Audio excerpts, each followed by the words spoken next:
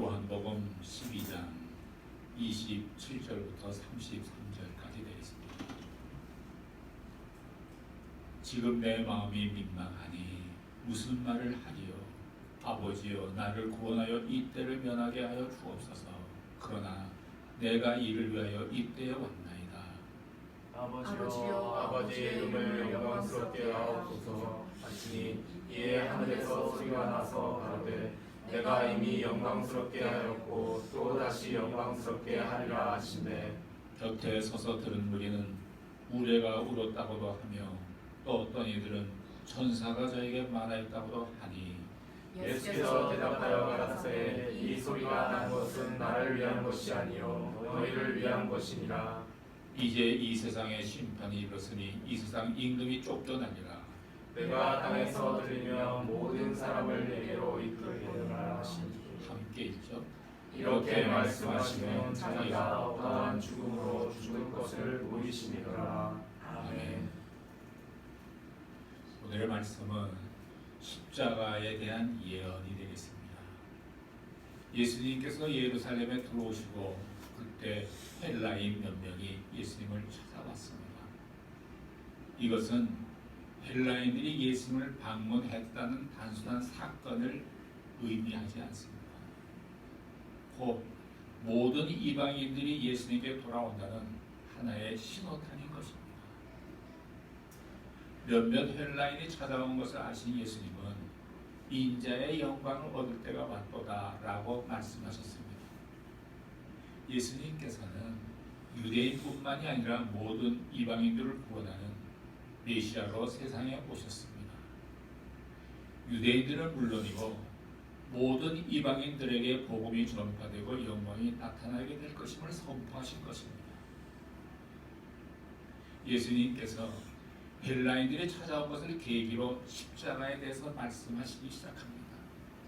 이전까지는 가끔 인자가 고난을 받을 것이다 라고 말씀하셨지만 집중적으로 십자가에 대해 말씀하시지는 않았습니다. 그러면 왜 십자가가 중요할까요? 예수님이 어떤 의미에서 십자가에 대해 집중적으로 말씀하시는 걸까요? 십자가의 사건은 하나님과 인간과의 만나는 사건입니다. 하늘과 땅이 만나는 사건입니다. 십자가는 하나님과 인간을 하나로 만드는 통로입니다. 예수님은 십자가를 통해서 둘을 하나로 만드시고 원수된 것을 소멸하십니다. 인간은 십자가를 통하지 않고서는 하나님께로 나아갈 수가 없습니다. 예수님은 십자가로 막힌 땅을 허시고 진정한 평안을 주셨습니다. 우리가 남북 통일을 이야기하지만 십자가로 남북이 통일이 되고 동서가 화합하여서 원수였던 사람들이 화해할 수 있는 것입니다. 헤어졌던 사람들이 모여 화합할 수 있는 것은 십자가 때문입니다. 예수 그리스도는 하나님의 아들로서 세상에 오셨습니다.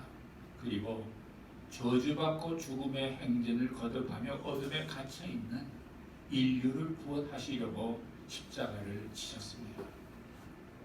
하나님과 인간을 만나게 하려고 예수 그리스도께서 십자가에서 못 박혀 피 흘리시며 죽으셨습니다.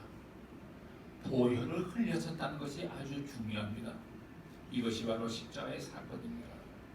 이런 의미에서 십자가의 보혈은 구원의 핵심입니다. 우리는 십자가의 보혈로 죄 씻음받고 죄 용서받고 구원 얻으며 하나님의 자녀가 되었습니다. 예수님께서 십자가에 못 박혀 죽으심으로 말미암아 사탄의 모든 세력들이 꺾어지고 우리는 죽음과 저주와 심판으로부터 자유하게 되었습니다. 우리는 십자가에서 쉼없이 흐르는 보혈로 지금도 나를 적시고 있는 그 보혈 때문에 우리는 자유와 평안과 기쁨을 누리고 풍요로운 삶을 살 수 있게 되었습니다. 이제 예수님께서 십자가를 본격적으로 말씀하시기 시작합니다. 첫째로 십자가는 하나님의 미랄입니다. 지난번 본문의 24절에 내가 진실로 진실로 너에게 이르노니 한 알의 밀알이 땅에 떨어져서 죽지 아니하면 크게도 있고 죽으면 많은 열매를 맺느니라. 이 한 알의 밀알의 비유는 단순히 도덕적, 윤리적 교훈에 불과한 것이 아닙니다. 이것은 십자가에 대한 메시지입니다. 한 알의 밀이 땅에 떨어져 죽는다는 것은 예수님께서 십자가에 못 박혀 죽으심을 의미합니다. 많은 열매를 맺는다라는 말은 십자가 사건 때문에 수많은 사람들이 죄를 용서받고 구원받으며 영생을 얻는다는 뜻입니다. 예수님의 십자가의 죽음으로 인해서 온 인류가 부활과 생명의 축복을 받을 수 있는 길이 열린 것입니다. 예수 그리스도가 십자가에 매달림으로 말미암아 온 인류가 구원받았다라는 것은 아닙니다. 구원의 길이 열려졌다는 것입니다. 따라서 예수를 믿고 구원의 길로 들어오는 자는 누구든지 다 구원을 얻게 되는 것입니다. 둘째로는 십자가는 하나님의 뜻입니다. 27절을 한번 보시기 바랍니다. 27절 시작.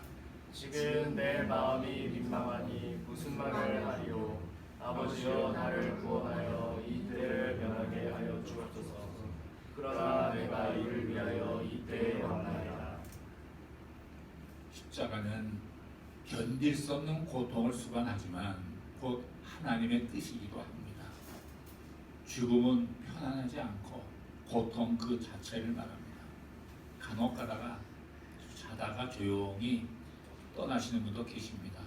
아주 행복한 죽음이죠.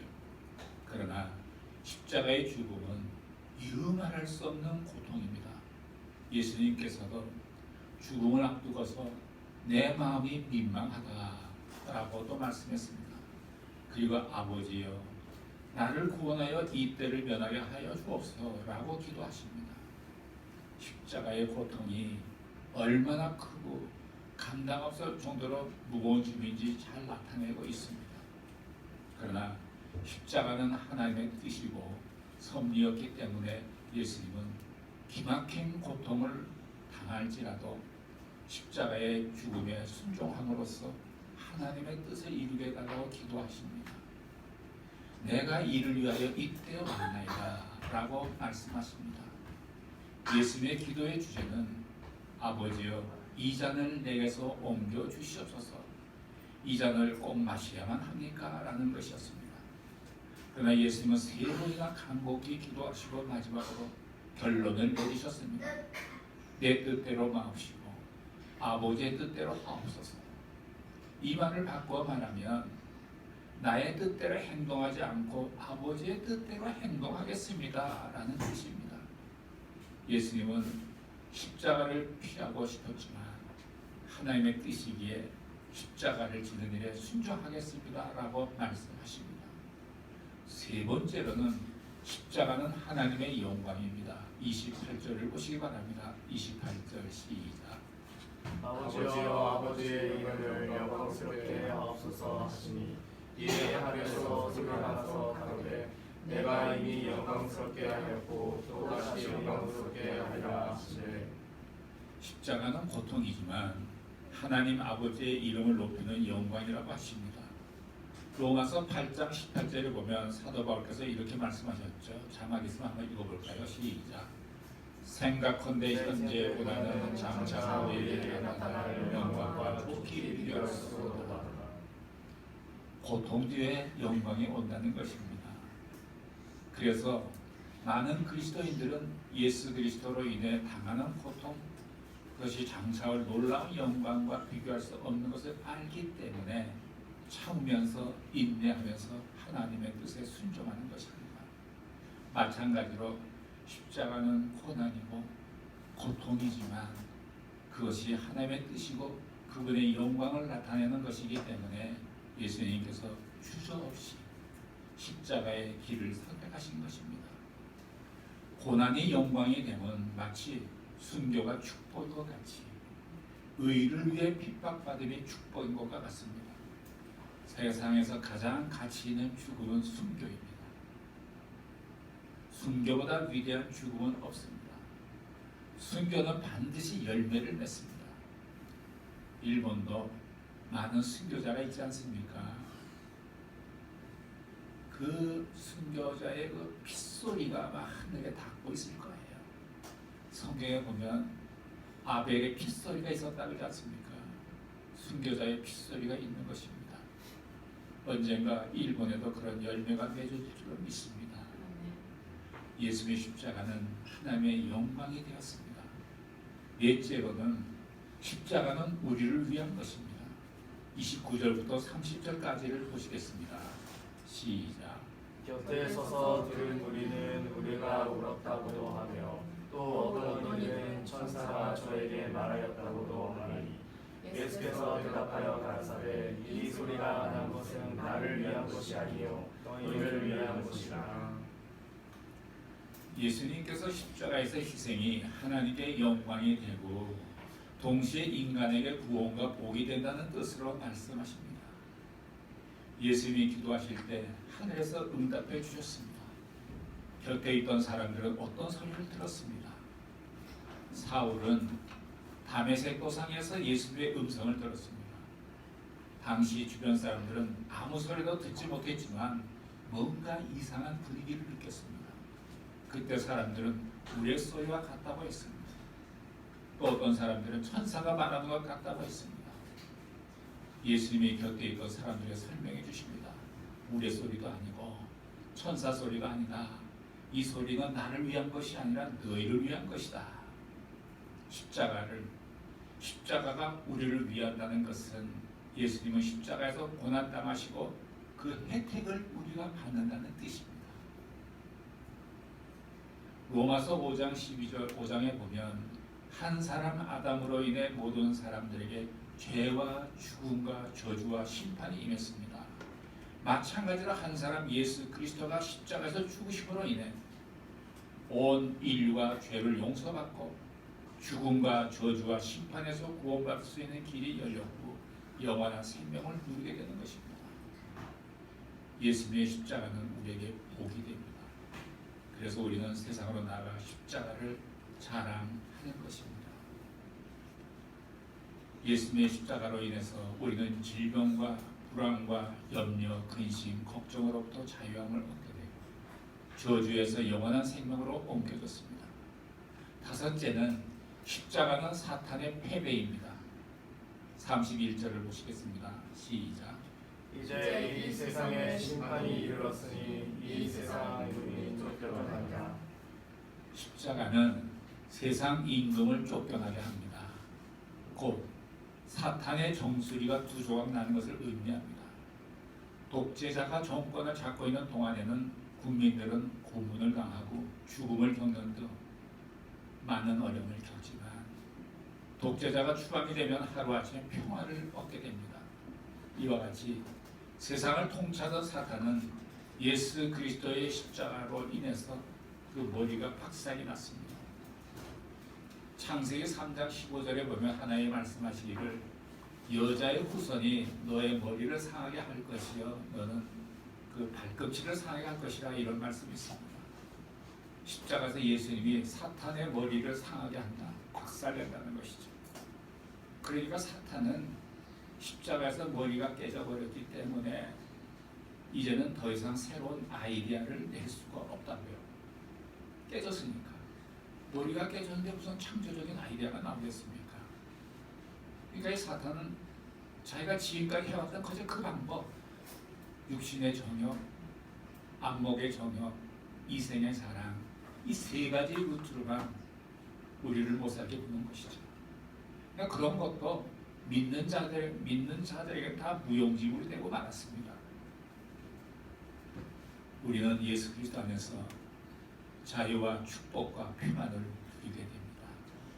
사랑하는 성도 여러분, 믿는 자에게는 사탄의 능력이 제거된 것을 믿으십시오. 사탄은 더 이상 꾀게를 부릴 수 없습니다. 무너져 버렸습니다. 이것이 십자가입니다.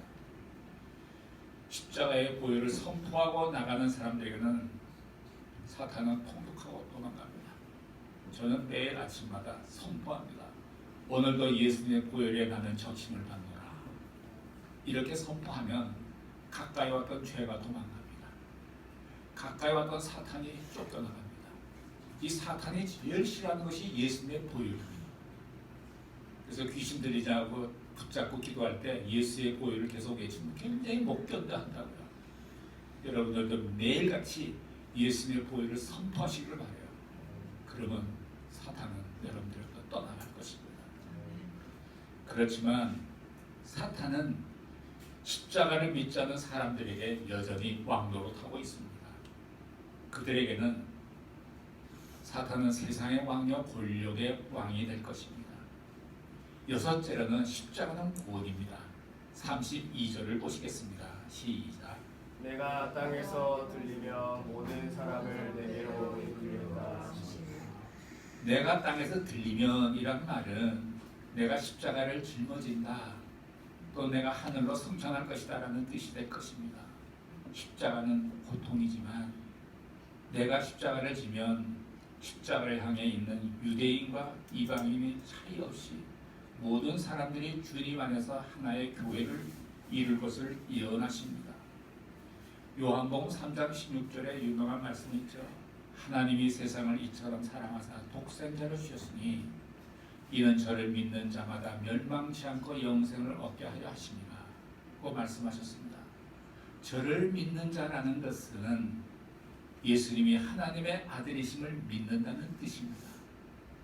예수님이 나의 죄를 대신해서 십자가에서 피 흘려 죽으셨음을 믿는 것을 의미합니다. 예수님이 부활 후에 승천하시고 다시 심판의 주로 재림하실 것을 믿는 것을 뜻합니다. 이 진리를 믿으면 우리는 멸망치 않고 영생을 얻게 될 것입니다. 우리가 무엇으로 기뻐하겠습니까? 우리가 영생을 얻고 하늘나라의 생명책에 여러분들의 이름이 기록된 것을 기뻐하셔야 됩니다.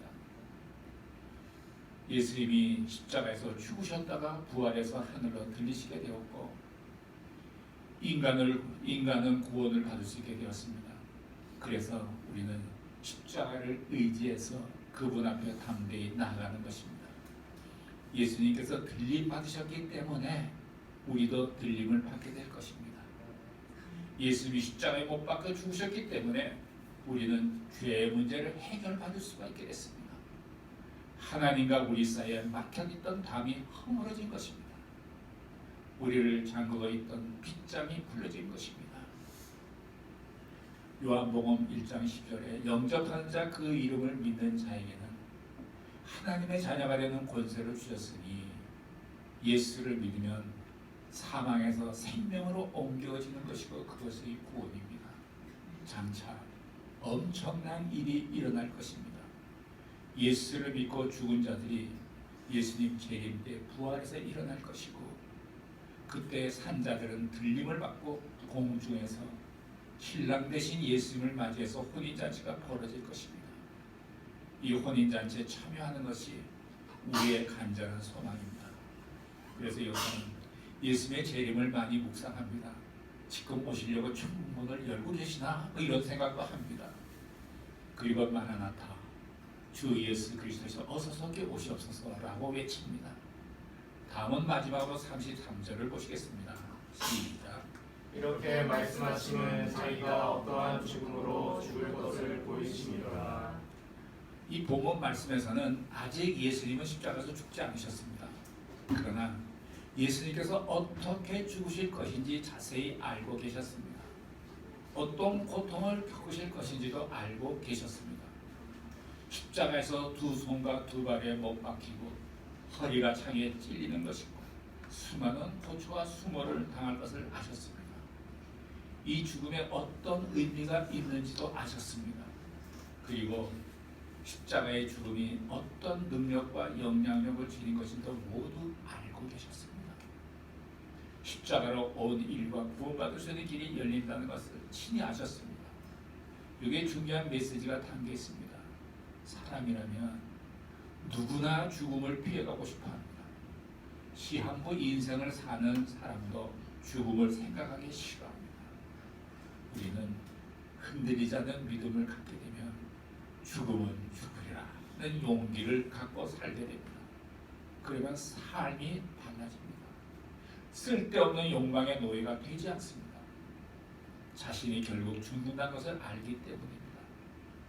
우리가 마치 영원히 죽지 않을 것처럼 살기 때문에 문제가 발생하는 것입니다. 예수님은 십자가의 죽음을 항상 묵상하셨습니다. 그리고 제자들에게 나의 죽음에 대한 의미는 이런 것이다 라고 설명해 주셨습니다. 그래도 주님께서는 결코 비참함에 빠지지 않으셨습니다. 이미 죽음을 이기고 승리하셨기 때문입니다. 우리가 죽음을 받아들이지 않고 죽지 않으려고 발버둥 치는데 문제가 있습니다. 죽음이 닥쳐와도 두려워하지 말아야 합니다. 죽음을 묵상하면서 그 경지를 뛰어넘어야 합니다. 제가 가끔 말하죠. 여러분 죽을 때 안심하고 죽으십시오 라고 말이죠. 그리고 탐심이나 욕망의 노예가 되지 않고 용감하게 살 수가 있습니다. 이 목회자가 겪는 곤란한 일 중에 하나가 환자를 만나는 것입니다. 목회자가 환자에게 당신은 곧 숨을 거두게 됩니다. 죽음을 준비하십시오. 이런 말을 할 수가 없기 때문입니다. 원수와 화해하십시오.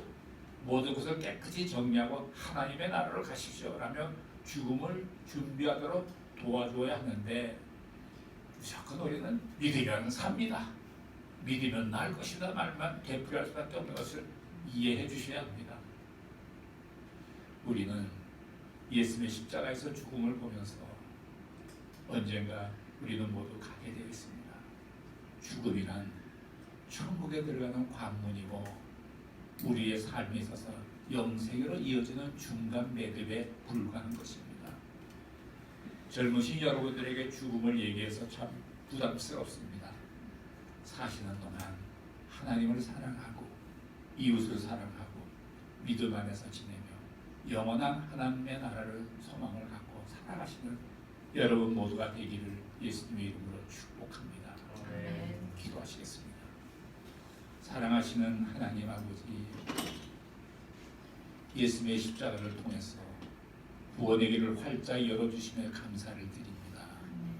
구원받은 우리 모두가 하늘나라의 영생의 소망을 품고 인생을 사는 동안 하나님을 사랑하고 이웃을 사랑하고 베풀며 배려하는 삶을 살게 하여 주시옵소서.